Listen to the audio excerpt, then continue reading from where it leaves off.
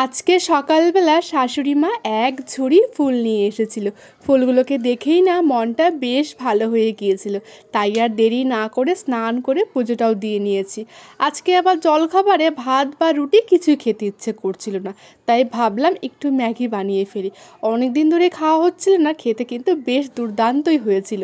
তারপর খাওয়া দাওয়া করে রান্নাঘরে এসে দুপুরে রান্নাবান্নার জোগাড় করে এদিকে রান্নাটাও চাপিয়ে দিয়েছি।